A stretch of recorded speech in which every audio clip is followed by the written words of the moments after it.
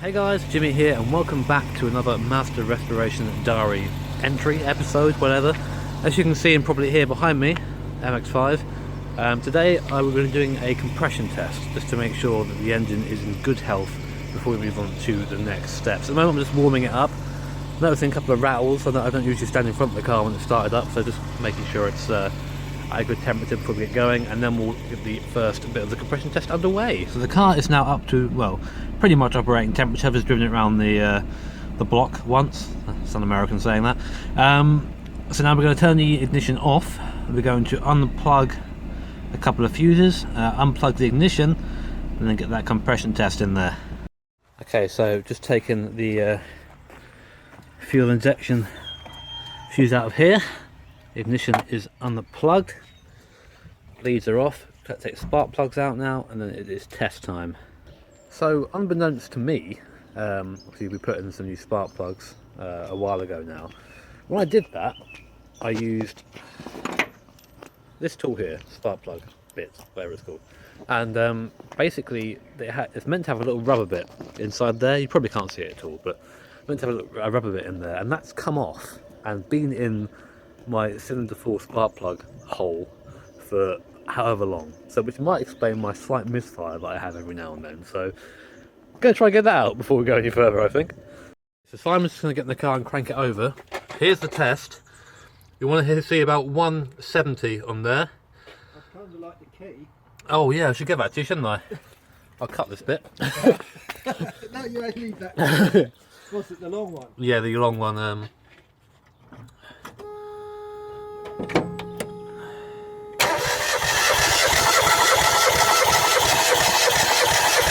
Okay, so the first reading is at, well, actually no, that's about 185, I'd say, maybe on that. What would you say, Simon? Maybe 190, 185? Yeah, somewhere round about there. Target is 170, so we're over, which I guess isn't a bad thing. More speed, right? What's more important is they're all the same. That's the important bit. Yeah, so... If one is, and then you press that, Huh. and let's the air out. Magic. So, cylinder 3. Ready? Yep. Yep.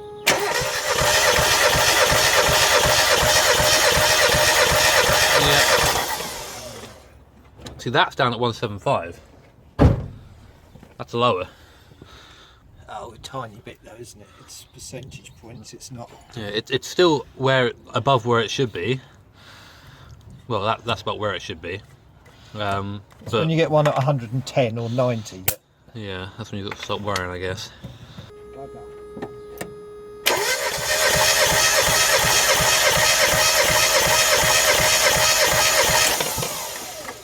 Again, about the same. That one's...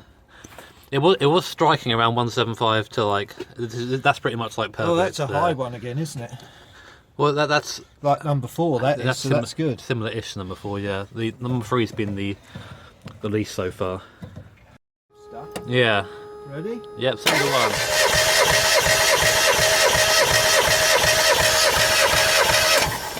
Not a pretty high one. That one's over 200, that one. Well, there you go then. It's all bloody brilliant. Okay, so there you go. Right, okay, back inside where it's sort of warm. What do these results mean exactly? So I wrote down the results afterwards. So cylinder 1, we had a reading of 200. Cylinder 2 was 190. Cylinder 3 was the least with 175. And cylinder 4 was 190. They're all pretty similar, to be honest. The 175 one doesn't bother me too much. It's still sort of in the acceptable range of 180 to 200. Just a little bit out, but I'm not too worried about it. But what it really means for the long-term project of this car is that we can continue now. Because if I was going to get a reading on maybe one of the cylinders of about 110 or so, it would probably be okay, new engine. If I want to do anything else with it, or a rebuild of the bits inside the engine, which I don't really want to do, to be honest. So, with the readings being where they are, being quite positive on the warm reading, it means that we can move on to the next part of the build, which is turbo or ITBs or whatever. I mean, it means that the engine is healthy and it can take more power. So it's a pretty good, a pretty happy reading for me. I mean, I did the research afterwards just to make sure that I wasn't chatting out my arse when I talked about the readings here, but it's a pretty good result anyway. But yeah, sorry it's only a bit of a short video, guys. If you're actually hankering for some more sort of build videos, and I'd go check out some of Slade's videos. Slade's a friend of mine. I think he's under Batmarker X now on YouTube. He's actually currently rebuilding an old, I think it's an Accord or some sort of Honda Accord. I'll put a link to that in the description. Go check that out. But of course, guys, if you like this video, make sure to hit that like button and subscribe and do all the good things. And yeah, let me know what you think of our compression test results and what you want to see done next to the car.